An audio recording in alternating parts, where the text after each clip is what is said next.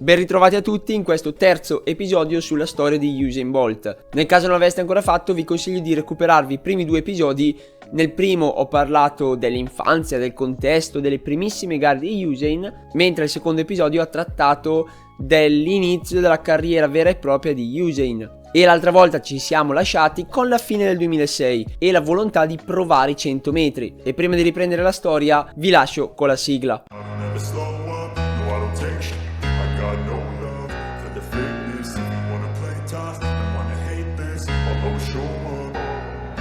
I don't ever slow up, no I don't take sh- I got no love for the fakeness. If you wanna play tough and wanna hate this, I'll always show up and make a statement. I don't ever slow up, no I don't take sh- I got no love for the fakeness. If you wanna play tough and wanna hate this, I'll always show up and make a statement. Everything I do so instinctive and so passionate. Every word I move so descriptive like an adjective. I got a vendetta against people who patented being negative when you should be getting after it. I got facts over tracks, this and that. Spitting slow, spitting fast, I could roast, I could gas. Think I'm okay at last, but I don't know if that can erase all the past and the pettiness. Siamo all'inizio del 2007, siamo a fine febbraio e la stagione inizia come al solito con qualche gara di rodaggio nei 400 metri e la prima gara la fa in 45,92, test che verrà ripetuto un altro paio di volte da febbraio a maggio. Ma la stagione del 2007 era incentrata principalmente per quanto riguarda i 200 metri, questa doveva essere la sua grande stagione in quella gara lì e la condizione atletica di Bolt gradualmente sale sempre di più, tant'è che a fine giugno diventa il campione nazionale assoluto con il tempo di 19,75, tra l'altro battendo anche il record nazionale della leggenda Donald Kerry, ed erano ben 36 anni che quel record nazionale resisteva. E questo 19,75 è anche la miglior prestazione mondiale dell'anno.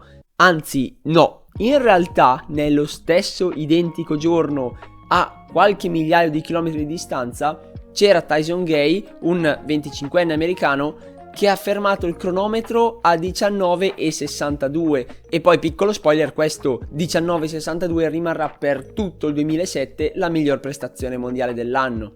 E sempre Tyson Gay sarà l'atleta che batterà Usain Bolt in una successiva tappa della Diamond League. Ma non lo batterà di poco, ma lo distrugge, perché Tyson starà davanti di ben 33 centesimi rispetto a Bolt, con un 19,78 contro il 20,11 del nostro protagonista. Ma soprattutto Tyson Gay sarà l'atleta che soffierà l'oro a Usain Bolt ai successivi mondiali di Osaka, sempre nel 2007. Infatti nella rassegna mondiale sul suolo giapponese Usain si porterà a casa 2 medaglie d'argento, una come abbiamo visto nei 200 metri, mentre l'altra se la porterà a casa con la staffetta 4x100 metri, e anche lì, anche in quella gara, sarà per colpa di Tyson Gay che con i compagni di staffetta statunitensi soffierà l'oro alla Giamaica. Cosa particolare, nei 200 metri ad Osaka sarà l'ultima volta in cui Tyson Gay e Usain Bolt si sfideranno su questa gara, e in tutta la loro carriera sui 200 metri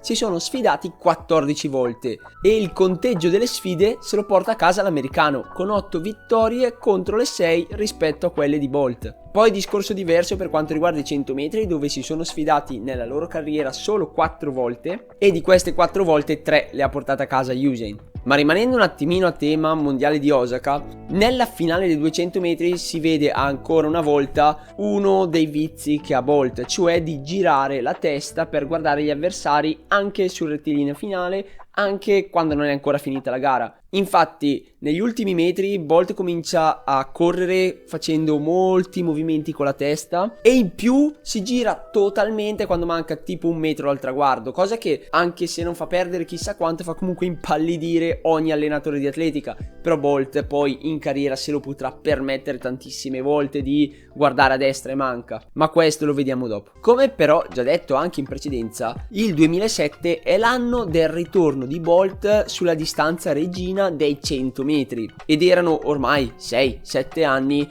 che non scendeva in pista su questa gara. 100 metri Bolt li proverà poco prima dei mondiali di Osaka, a fine luglio, e il risultato che ha realizzato faceva già capire molto del suo futuro. Infatti ferma il cronometro a 10 secondi e 03 nel suo, potremmo dire, esordio sui 100 metri, e questo tempo nel 2007 farà sì che lui ancora a fine stagione sarà il 12° uomo più veloce dell'anno. Ma il bello di questo tempo è il fatto che lui doveva ancora compiere 21 anni, aveva una partenza abbastanza, potremmo dire, ridicola rispetto ai suoi avversari, perché era una partenza molto lenta e non era neanche un esperto dei 100 metri. Certamente li avrà provati molte volte anche in allenamento, per carità, non è che si improvvisa così tanto una gara, però in ogni caso gli manca esperienza in gara per quanto riguarda i 100 metri, quindi di sicuro quel 10.03 faceva solo capire le potenzialità di Bolt e non era il suo massimo raggiungibile, anche perché in realtà il mese precedente aveva fatto vedere che lui era capace di un 19.75 nei 200 metri, che poco è in linea con un 10.03, quindi già si pensava che lui potesse arrivare ai 9.90 a livello di potenziale. Ma nonostante questo bellissimo risultato sui 100 metri, non era lui l'uomo dell'anno per quella gara lì, perché in quello stesso anno, nel 2007, il suo connazionale Asafa Powell migliora il già suo record mondiale, fermandolo a 9,74, certamente aiutato con un po' di vento perché c'era 1,7 metri al secondo di vento a favore, ma comunque era un risultato regolare. E tra l'altro, piccola curiosità, è stato anche realizzato in Italia, nello stadio Guido Baldi di Rieti. Però in tutta onestà a Usain non importava assolutamente niente che il record mondiale fosse così nuovo, così fresco. Lui era super entusiasta di aver corso i 100 metri, era esaltato e voleva correrli di nuovo. Però dall'altra parte c'era Glenn Miles, il suo allenatore, che era ancora convinto che Bolt dovesse specializzarsi sui 200 e sui 400 metri e non sulla distanza più breve. Però d'altronde non si può obbligare totalmente un atleta a fare specialità che non vuole, e quindi con la promessa di un Bolt che si sarebbe dedicato seriamente agli allenamenti, Glenn Miles e Bolt decidono di preparare i 100 e i 200 metri per i prossimi giochi olimpici che si sarebbero svolti a Pechino nel 2008. Anche perché leggenda vuole che ci fosse una scommessa in ballo tra Glenn Miles e Usain, cioè se Bolt avesse corso in meno di 10.30 il suo esordio nei 100 metri, a quel punto il duo avrebbe deciso di specializzarsi anche nei 100 metri, cosa che effettivamente è successa. Poi basta aspettare davvero poco per far capire a tutto il mondo chi è veramente Usain Bolt, perché arrivati al maggio del 2008, in una gara a Kingston, quindi in Giamaica, Bolt, anche aiutato da un po' di vento ma sempre regolare perché era più 1,8, ferma il cronometro a 9 secondi e 76 centesimi, tempo che fino a 9 mesi prima sarebbe valso il record del mondo, ma che adesso è a 2 centesimi da esso, e tutto il mondo è sbalordito. Tutti si domandano come cavolo abbia fatto Bolt a correre così veloce, e allora cominciano tutte le varie insinuazioni del caso. È facile perché c'era tanto vento a favore, non è che i cronometri di Kingston abbiano dei problemi e quindi segnano un tempo minore. Magari se avesse corso negli Stati Uniti non sarebbe stato quel tempo lì, perché si sa che i cronometri di Kingston non vanno bene, bla bla bla, solite insinuazioni campate totalmente in aria. E in molti, sulla scia di queste considerazioni, pensavano che Bolt fosse solo una meteora, che questo 9,76 fosse solo un caso fortuito e che non sarebbe di certo stato in grado di replicarlo. Però il bello è che Bolt se ne sbatte allegramente di queste insinuazioni e da lì a 4 settimane va a gareggiare a New York, dove diventa il nuovo re della velocità, perché ferma il cronometro a 9 secondi e 72 centesimi, siglando così il primo dei suoi record mondiali, migliorando il precedente record di 2 centesimi, e questo record mondiale se lo porta a casa ancora prima di aver compiuto 22 anni, perché lui li avrebbe compiuti solo da lì a qualche mese. E nella stessa gara in cui Bolt sigla il suo primo dei 3 record mondiali nei 100 metri c'era anche Tyson Gay, ovviamente battuto da Bolt, e Tyson in una dichiarazione successiva ha detto che gli pareva che durante la gara le ginocchia di Bolt gli arrivassero fino davanti al volto, che è un modo particolare per dire che era veramente stato velocissimo Usain. Ma nei piani di Glenn e Usain non ci sono solo i 100 metri, quindi bisogna dedicarsi anche ai 200 metri. e da lì pian piano qualche gara di rodaggio per riuscire ad arrivare in forma ai Giochi Olimpici. E ormai si può dire che gli anni peggiori di Usain sono totalmente passati e a fine luglio sigla un 19,67, un risultato che a quel tempo gli valeva la quinta posizione all time nei 200 metri. Però il record di Michael Johnson sembrava ancora totalmente inarrivabile anche per Usain, perché il record mondiale era stato fatto 12 anni prima, nel 1996, ed era 19,32, e il secondo uomo più veloce nella storia era comunque Tyson Gay con 19,62, quindi parliamo di uno scarto di 3 decimi. Per quello praticamente nessuno si aspettava un record mondiale nei 200 metri di Bolt. E poi finalmente arrivano i Giochi Olimpici di Pechino del 2008, una tappa aspettata da ben 3 anni dal duo composto da Usain e Glenn Miles. E qui ci sono solo 2 incognite che potrebbero creare problemi al nostro protagonista. La prima è l'inesperienza, cosa che lui in realtà non ha, perché da quando ha 15 anni che gareggia ad altissimo livello, quindi il problema dell'inesperienza non sussiste. E poi l'altra possibile incognita è la programmazione degli allenamenti, cioè arriverà Usain al picco di forma per quanto riguarda il grande evento? E anche qui il problema non esiste, perché Usain è allenato da Glenn Miles, uno dei migliori allenatori della Giamaica e potremmo dire del mondo intero, quindi il fatto che venga toppata la programmazione è un problema che nessuno si aspetta. E poi abbiamo anche già visto che Glenn non lascia nulla al caso. Arrivati al villaggio olimpico di Pechino possiamo raccontare un altro aneddoto della storia di Bolt, perché lui è un uomo pieno di sorprese. E questo aneddoto riguarda le crocchette di pollo, o se preferite chiamateli nuggets. E praticamente a Bolt non piaceva assolutamente il cibo che cucinavano al villaggio olimpico, cioè gli faceva veramente ribrezzo, soprattutto quelle cose strane, verdi chiamate verdure. E quindi piuttosto che mangiare al villaggio olimpico aveva trovato dei fast food sempre lì nei dintorni del villaggio o all'interno del villaggio, e nel giro di pochissimo tempo Bolt arriva a cibarsi praticamente solo di nuggets, tant'è che nella sua autobiografia dichiara addirittura di essere arrivato a mangiarne 100 al giorno, perché appunto li mangiava a colazione, pranzo e anche a cena. E a riprova del fatto che ne mangiasse veramente troppi c'è stata anche un'atleta giamaicana di 12 anni più grande di Bolt, quindi con molta più esperienza, che è andato da lui per sgridarlo. Brigitte Foster Hilton, che tra l'altro a Pechino sarà ancora sesta nei 100 ostacoli, lo obbligò a mangiare delle verdure. Cioè proprio è andata lì, lo ha sgridato e ha detto a Bolt: tu devi mangiare delle verdure. E Bolt in qualche modo l'ascolta, anche se per riuscire a mangiare le verdure le condiva con tutte le salse possibili e immaginabili che trovava al villaggio olimpico.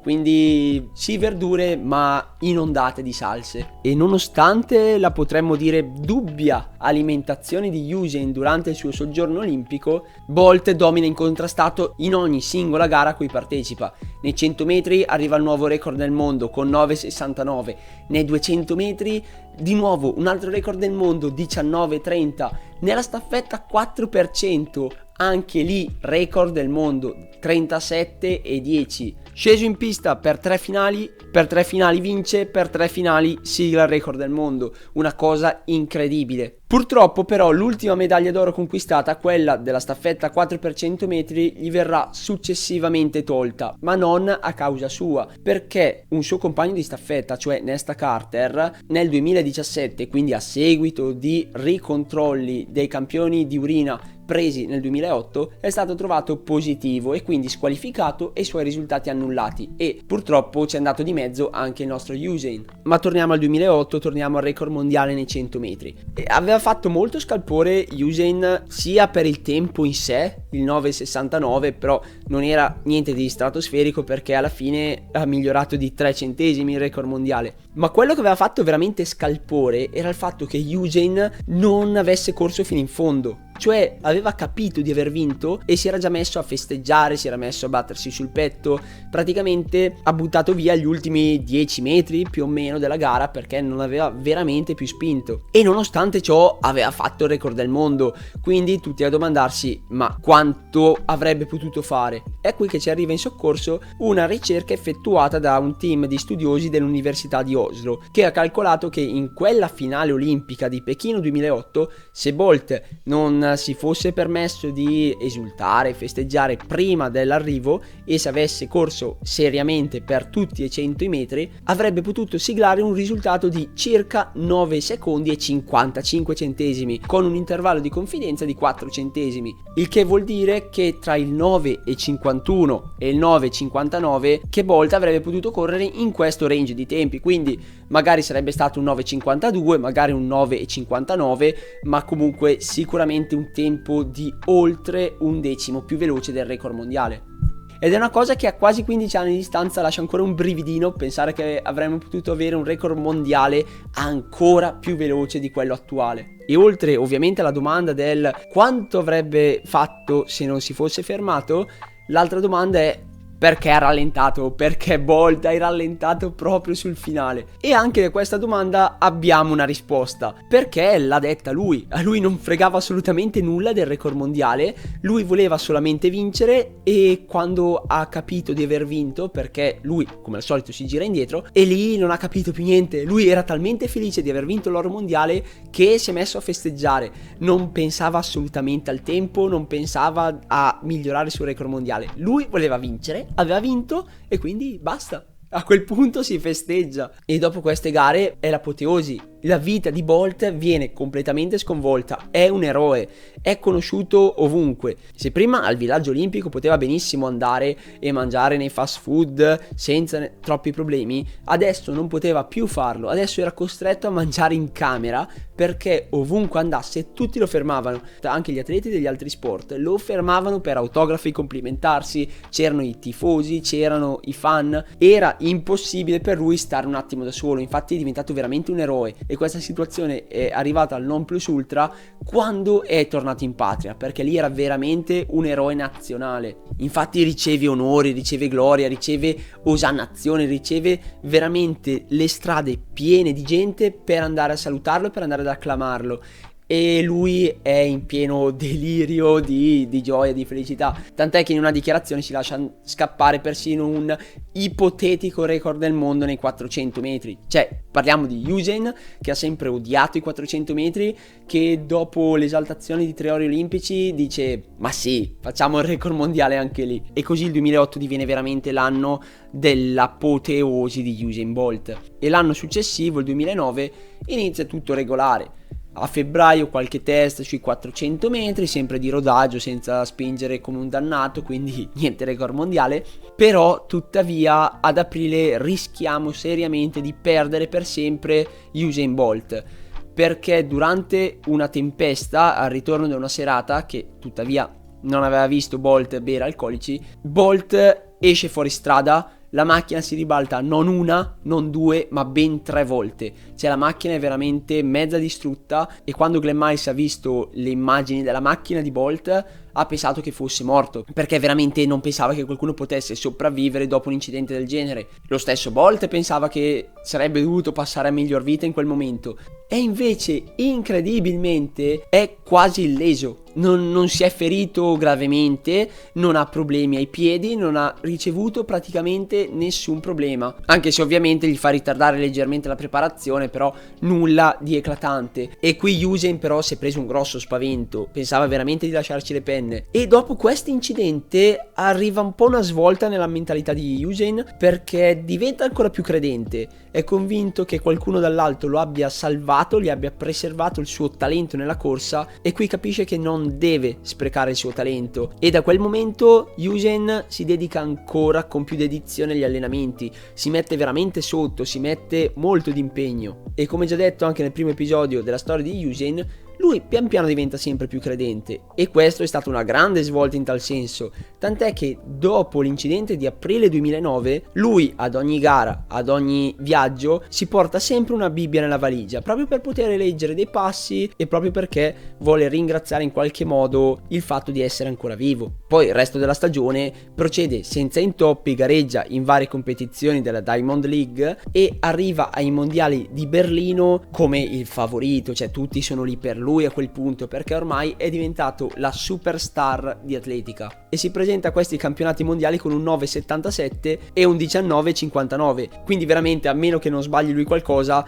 l'oro è già suo al collo. E infatti l'oro se lo prende in entrambe le gare, ma con qualcosina in più, perché in entrambe le gare migliora nuovamente i record mondiali, e questi record dopo 13 anni sono ancora gli attuali record mondiali: 9,58 nei 100 metri e 19,19 nei 200. Soprattutto il record nei 100 metri pare ancora oggi inarrivabile per qualsiasi uomo sulla terra, mentre quello dei 200 pian piano comincia ad avere qualche crepa, pian piano sembra che ci sia qualcuno che potrebbe realizzarlo, ma di questo ne parleremo bene in maniera più approfondita nel video chiamato l'eredità di Usain Bolt. E poi ovviamente oltre ai 100 e 200 metri vince anche con la staffetta 4x100 metri. Però fermiamoci un attimino, siamo al terzo episodio della storia di Usain Bolt. Vi ho raccontato di lui ormai per oltre un'ora, ma in tutto questo Usain doveva ancora compiere 23 anni. Tutto quello che abbiamo visto finora sono prima dei 23 anni di Usain Bolt.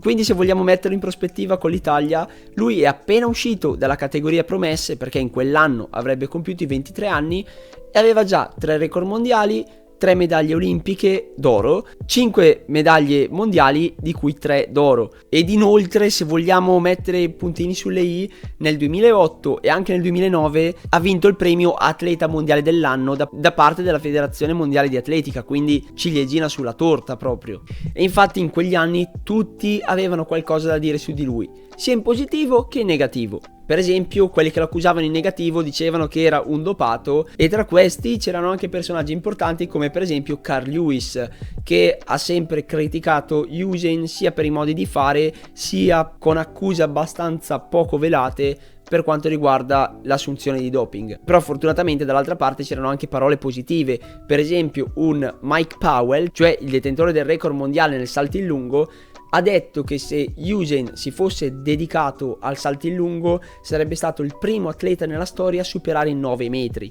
e sarebbe stato bello vedere un Bolt anche in altre specialità. Poi magari non avrebbe concluso nulla, però il chissà quanto avrebbe fatto rimane sempre. Però così come i sogni, anche le migliori fiabe finiscono, o almeno hanno delle pause. È quello che accade a Usain nel biennio successivo ai record mondiali, quindi 2010-2011. E nel 2010 pare che seriamente voglia provare ad approdare ai 400 metri. Infatti a maggio Usain prova a battere seriamente la miglior prestazione mondiale nei 300 metri. E infatti ferma il cronometro a soli 12 centesimi dal record di 30 secondi 85 di Michael Johnson. Però in quella gara, che si era corsa ad Ostrava in Repubblica Ceca, c'erano condizioni veramente pessime, ovvero c'era un'umidità veramente molto alta, e questo ha fatto sì che Bolt avesse dei problemi al tendine d'Achille. Nulla di veramente serio, ma qualche strascico nel resto dell'anno l'ha avuto per colpa di questa gara. E infatti in quell'anno Usain non appare più devastante come i 12 mesi precedenti,